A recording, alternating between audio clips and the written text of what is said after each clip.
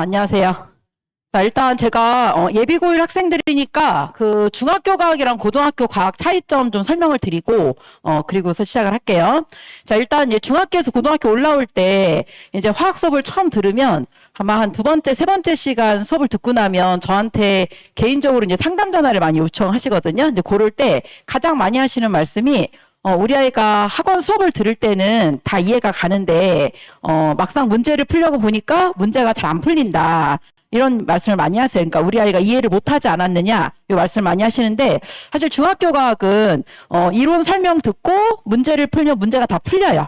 그래서 뭐 아주 똑똑한 아이들 같은 경우는 굳이 과학을 이제 따로 공부하지 않다가 그 시험 전날, 뭐 전전날 반짝 공부하면 이제 만점이 나오죠. 근데 그 이유는 개념을 공부하며 그 공부한 거를 전혀 어떤 추론 없이 어떤 이제 꼬우는 거 없이 그대로 문제가 출제되기 때문에 그래 중학교 과학은 잘 풀리는 거예요. 근데 이제 고등학교 과학은 그런 문제는 내신 문제 한 문제가 나올까 말까거든요. 그래서 고등학교 과학의 문제는 모두가 추론 중심의 문제이기 때문에 한번 이제 개념을 공부하고 물론 뭐 완자 같은 책을 공부하면 당연히 기본 문제가 나오니까 당연히 문제가 풀리죠. 근데 그런 문제는 학교 시험 문제는 전혀 나오지가 않아요. 그래서 추론 중심의 문제이기 때문에 이론을 공부하고 그 조각조각 쪼개져 있는 이론을 접목시켜서 추론하는 문제가 99.9%가 문제가 나와요. 그러니까 당연히 안 풀리는 게 정상이거든요. 그럼 이제 그거 어떻게 대비를 해야 되냐면 그냥 그 문제에 많이 노출을 시켜서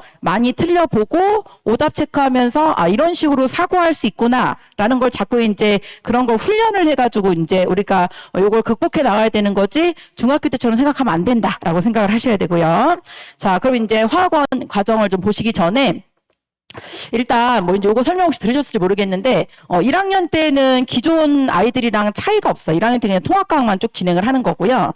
자, 그다음에 2학년에 올라오시면 이제 개정되면서 많이 바뀐 부분이 2학년 1학기 때는 지금 이제 저희가 방학 때 이제 요 방학 때 깔아놓은 수업이 자, 물화생지 수업이잖아요. 근데 요거를 이제 기존 아이들 현재 2학년까지는 모두가 다 1년 동안 이제 진행을 했어요. 근데 이제 우리 아이들은 요거를 6개월 동안 진행하는 거죠. 그래서 집중이 수제로 진행하기 때문에 그게 가장 큰 차이예요. 근데 이제 요 개정되기 전 교과 아이들이 요 그 교과 과정에 초반이 있었을 거 아니에요. 그 초반에는 한 2년 동안 모든 학교가 이거랑 똑같이 집중이수로 진행을 했었거든요. 근데 그때는 모든 과학 과목 단원이 4단원이에요. 그러면 보통 2단원씩 중간고사, 2단원 기말고사 보잖아요. 그러니까 학교에서 진도를 너무너무 빨리빨리 나가야 되는 거예요.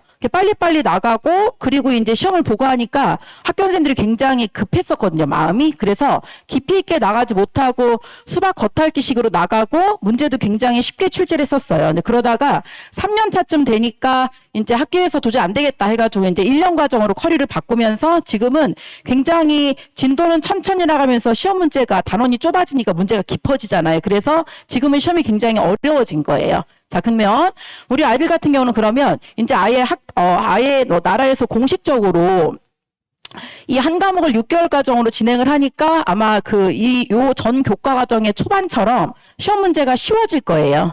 쉬워지는 상태고 그다음 대신 이제 문제는 뭐냐면 그 아이들은 2학년 1학기 때 요걸 했으면 그냥 그 다음에 끝냈었거든요. 아니면 뭐 물리하고 생물을 1학기 때 하면 화학하고 지학을 2학기 때 하고 그러니까 부담이 조금 적었었던 거죠. 근데 이제 우리 아이들은 요때 요 뭐 4과목을 다 하는 학생도 있고 3과목 진행하는 학생이 있을 텐데 요걸 진행을 하고 2학년 2학기 때 요 주로 이제 앞에 과목을 공부하게 될 거고 3학년 1학기 때는 요 뒤에 과목을 진행하게 될 거예요. 물론 교과의 순서가 약간 차이는 있지만 요 과목을 보시면 저는 화학만 설명을 드릴게요. 이제 거의 다 마찬가지예요. 자, 화학은 기존에는 화원 화투잖아요. 근데 지금은 이제 화원 1학기 때 진행을 하고 화투가 2과목으로 쪼개진 거예요.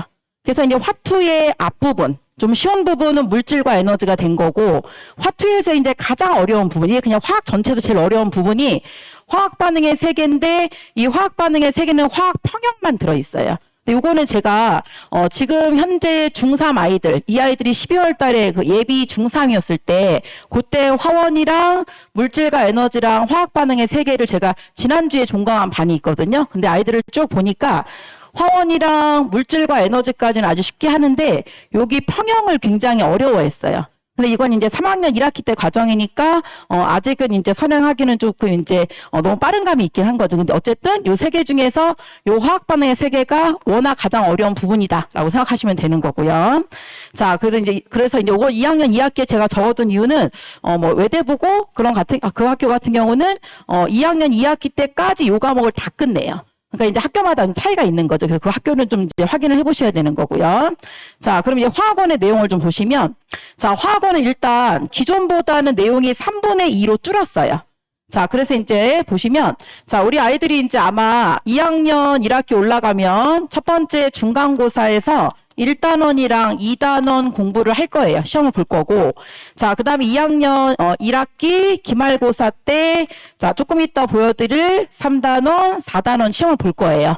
자, 근데 1단원을 보시면, 자, 사실 화학원은, 이제 우리 아이가 화학을 처음 하려고 서 있다라고 하면, 1단원이 사실 가장 어려워요. 그래서 1단원은 이렇게 절벽같이 어렵고, 그 다음에 2단원이 굉장히 쉽고요. 2단원은 뭐 이제 수능은 안 보지만, 2단원은 금방, 화학을 하나도 안 하는 학생이 지금 금방 2단원을 배우고 수능을 봐도 될 정도예요. 그 정도로 내용이 쉬운 거예요. 자, 근데 대신 이제 1단원은 사실 절벽을 뛰어오르는 것처럼 너무너무 어려운 거죠. 그래서 이제 선행을 하실 때 가장 중점적으로 둬야 될 거는 1단원은 얼마나 우리 아이가 열심히 했고, 꼼꼼하게 빈틈없이 했는지, 요게 가장 중요한 단원이거든요. 자, 그리고, 자, 이제 그럼 여기까지 잠깐 보여드릴게요. 자, 1단원에서 화학의 유용성은 요건 이제 그냥 사회적인 내용이어가지고, 처음에 화학이 어떻게 탄생했는지, 불의 발견부터 시작해서 화학의 발전 과정을 보여주기 때문에, 제가 요거는 이제, 사실, 선행할 때는 수업을 안 해요. 수업을 안 하고,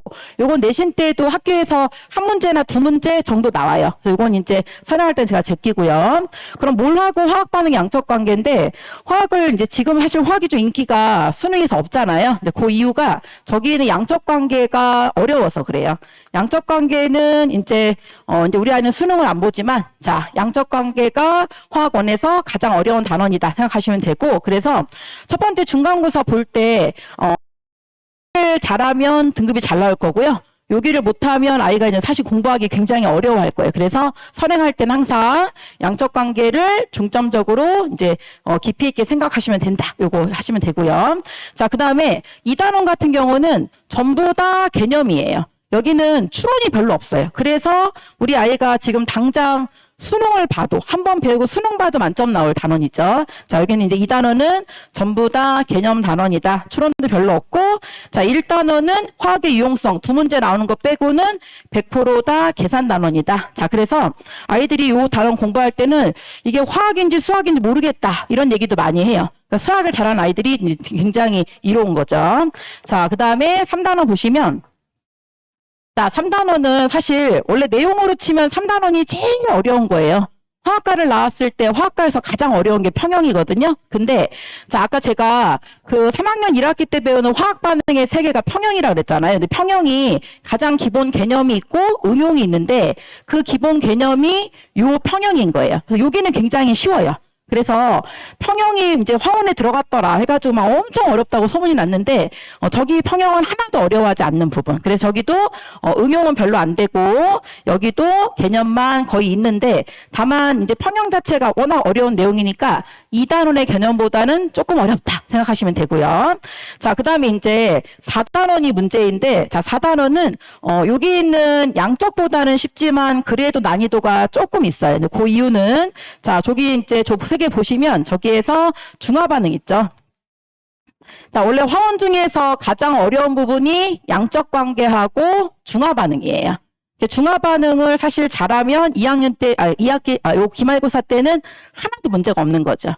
자, 그래서 선행을 하실 때는 모든 단원을 다 잘하면 참 좋겠지만 아이도 이제 어떤 공부의 기복이 있잖아요. 그럴 때 어머니들께서 절대 양보하시면 안 되는 부분이 양적 관계 공부할 때 아이가 아프고 뭐 해도 여기 이제 그 공부를 미루시면 안 되고 클리닉도 좀 자주 와야 되고 자, 그다음에 여기는 중화 반응할 때 또 여기도 이제 마찬가지로 좀 타이트하게 관리를 좀 해주시면 좋은데 또 중화가 또 중요한 이유가 자, 수능 안 보니까 굳이 선행을 해야 되냐 싶은 분들이 아마 많이 계실 거예요. 근데 지금 이제 여름방학 개강할 때, 지금 현재 교과 과정 애들도 마찬가지지만, 자, 1학년 2학기 때 그 통합과학 내신을 보잖아요. 그때, 화학 부분에 중화반응 부분이 들어가요. 근데 이 중화반응 부분이 통합과학스럽게 중화를 내면 누구나 다 맞잖아요. 그러니까 변별력 있게 중화반응 문제를 화원에서 따서 중화를 내세요. 그래서 그 시험 볼 때는 저한테 개인 수업 문의가 엄청 많이 들어와요. 요 중화만 따로 해다 뭐 1회 완성해가지고 중화만 해달라 이렇게 해서. 그래서 중화 반응을 좀 공부를 좀 여기를 좀 철저하게 해두시면 통합과학에 있는 화학도 완성이 된다라고 생각하시면 되고요. 자, 그러면 제가 이제 이번 방학 때 깔아놓은 자 개념과 수업을 좀 보시면 제가 이제 콘다에는 개념 수업과 그 다음에 심화 수업과 의치학반 수업 세 가지를 넣어놨거든요. 자, 일단 제가 개념하고 심화의 가장 큰 차이는 어떤 어려운 문제를 딱 봤을 때 그 문제를 쉽게 푸는 어떤 트릭을 알려주냐 안 알려주냐의 차이예요. 근데 이게 이제 그 트릭이라고 하는 건 정말 문제를 내신 때 빨리 풀게 하기 위한 거긴 하지만 이제 교과가 바뀌면 시험 문제 유형이 살짝 바뀌거든요. 그렇게 하면 트릭이 사실 안 먹힐 수 있어요. 그래서 제가 이제 개념반 공부할 때는 정말 개념만 꼼꼼하게 수업을 하고 그다음 문제 풀 때 정말 정석의 방법으로 왜 문제를 그렇게 풀 수밖에 없는지 트릭은 전혀 수업을 하지 않아요.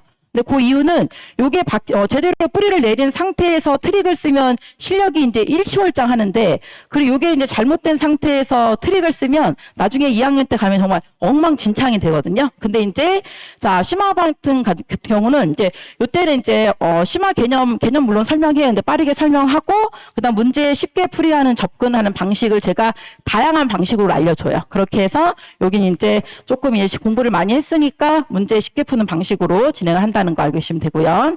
자, 그럼 수업 진행하는 순서는 제가 요 진행 순서를 요 뒤에 걸로 보여드릴게요. 자, 제가 이제 어머니들도 이제 항상 그 말씀을 많이 하시는데, 자, 이제 제가 수업을 진행하고, 그 다음에 복습 테스트를 봐요. 근데 테스트를 볼 때 이제 가장 중요한 게 아이들이 이제 공부를 해와라 이렇게 하면 굵직한 맥은 공부가 되잖아요. 왜냐하면 제가 했던 말도 있고 뭔가 이제 노트 필기도 있고. 근데 특히 남학생 같은 경우는 굵직한 맥을 잘 짚는데 디테일이 사실 굉장히 떨어지죠. 그래서 제가 이 암기 프린트는 어떻게 하냐면 그날 수업 시간에 나갔던 제 입 밖에 나갔던 모든 말 있죠. 자, 가장 중요하지 않은 내용부터 가장 중요한 내용까지 제가 문제하고 답을 다 적어놓고 프린트를 한 장 줘요. 그래서 다음 주까지 요거를 공부해와라 이렇게 하거든요. 그러면 아이들을 의식하지 않아도 요 한 장을 공부하면 중요하지 않은 것부터 중요한 내용까지 다 공부가 되는 거죠. 그러면 그 다음 시간에 오면 여기 밑줄이 답인데 밑줄이 다 사라져 있어요. 그러니까 답을 제가 다 미리 알려주는 거예요. 그럼 이제 이걸 아이들이 그대로 암기해 와서 그 다음 시간에 오면 여기 답을 써야 되는데 뭐 토시 하나 안 틀려야 되냐? 그렇진 않죠. 내용만 통하면 되니까. 그렇게 해서 이제 이론 공부를 시키고요. 그 다음에 이제 이론을 공부를 했는데 그게 문제에 적용을 못하면 또 사실 이게 이제 가짜 공부니까 제가 문제에 적용이 가능한지 확인하는 문제를 한 대여섯 문제를 붙여요. 근데 그런 시험을 처음에 20분 동안 진행을 하고요. 그 다음에 이제 오답 체크 진행한 후에 수업 진도 진행을 하는데 자, 오답 체크 진행할 때 제가 수업 후에 숙제 OMR을 진행하거든요. 자, 요거는 이제 그 다음에 보여드릴게요. 자, 이제 요게 제가 지금은 형식이 좀 바뀌었는데 이게 OMR 카드예요. 자, 제가 이걸 하는 목적은 뭐냐면 저희가 뭐 10회 수업을 진행했다 그러면 단원이 4개잖아요. 그러면 2회나 아니면 3회 꼴로 한 번씩 단원 평가를 진행을 해요. 근데 단원 평가를 진행하고 평가 결과를 제가 어머니들 보내드리는데 사실 이제 단원 평가는 제가 20문제 시험을 보거든요. 근데 20문제 중에서 5개 맞았다. 아니면 20개 맞았다. 이런 아이들이 오히려 괜찮은데 애매하게 15문제 맞은 아이들. 이런 아이들은 이제 이게 만족할 만한 점수도 아니지만 사실은 아주 못한 점수도 아니니까 이런 아이들이 이제 어머니들이 판단하시기 너무 어려운 거예요. 자, 그래서 제가 이제 어떻게 하냐면 자, 이제 만약에 시험을 2회마다 한번 봤다고 해볼게요. 그러면 제가 과제를 한 편마다 50에서 60문제를 출제해요. 근데 이제 단원이 어려운 양적 관계 같은 경우는 한 50개 내고요. 단원이 쉬운 한 60개 내고 그러면 2회마다 시험을 보면은 과제가 이렇게 2회치가 나가게 되는 거죠. 그럼 제가 이제 여기다가 이제 요거를 숙제한 거를 처음 쓴 답을 여기다 표시하라고 그래요. 오답하기 전에 답. 그러면 그리고 이제 아이들은 수업 시간에 질문을 하고 그리고 저는 이거를 제출한 걸 받아서 어머니들께는 어떻게 보내드리냐. 자, 어머니들께는 우리 아이가 만약에 60문제 중에서 이번에 바빠서 40문제만 숙제를 했다. 그럼 제가 이제 그날 수업한 날 당일날 60문제 중에서 40문제 숙제했습니다. 이렇게 이제 간단하게 보내드려요. 그럼 저는 이제 요거를 제출받아서 어떻게 하냐면 컴퓨터로 돌려요. 그럼 제가 교재에 사실은 주제별로 문제를 다 넣어놨거든요. 그리고 컴퓨터를 돌리면 이 아이가 처음 쓴다 했을 때 뭐 1번 주제와 2번 주제는 잘했는데 3번 주제가 좀 많이 틀렸어요. 그럼 저는 이거 보관을 하고 있죠. 보관하고 있다가 단원평가 20문제 보고 나면 60개, 20개니까 총 20문제로 분석을 하는 게 아니라 총 140문제로 주제별로 분석을 해요.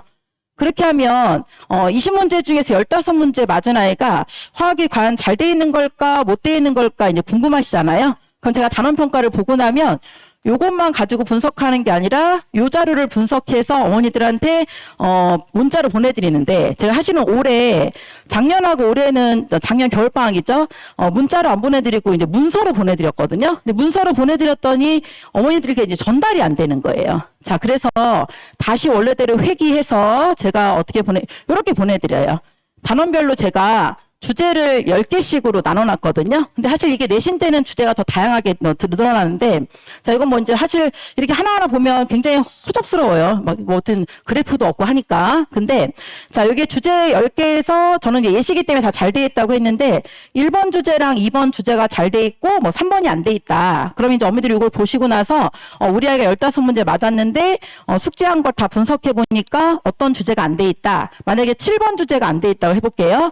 그럼 처음에 개념 수업을 들었는데 7번이 잘 안 돼 있어요. 그럼 이제 요거를 기억해 주셨다가 나중에 심화할 때 우리 애가 여기 개수의 비는 몰수의 비 심화 문제가 잘 안 되니까 요걸 좀 집중적으로 좀 이제 더 뭐 이렇게 관리를 좀 해줘야겠구나 이렇게 판단하실 수가 있는 거죠. 그럼 사실 이제 학원에만 맡겨놓고 이제 성적만 받기만 바라는 것보다는 거기 디테일을 좀 알고 계시면 나중에 훨씬 더 탄탄한 실력이 될 수 있게 그렇게 이제 관리가 되는 거거든요. 그렇게 하고 자 그다음 요거 하나만 설명 더 드릴게요. 자, 이거는 제가 수업 시간에 아이들한테 제공하는 노트 필기예요.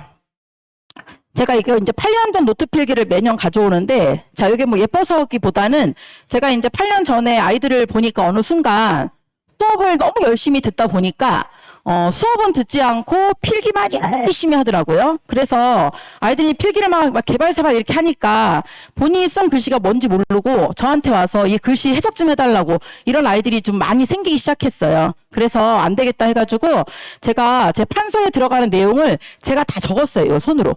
그래서 너희들은 그냥 듣기만 하고 자 내가 필기는 다 해줄게. 그럼 잘 듣고 집에 가서 요거를 보고서 공부하면 잘 되겠다 생각을 했거든요. 처음에 한 1, 2년을 잘 써먹었는데 나중에는 보니까 또 이게 필기가 다 돼 있고 저는 설명만 하고 아이들은 가만히 있으니까 사실 얼마나 졸리겠어요. 지금도 졸리시죠? 눈 부릅뜨십시오. 네.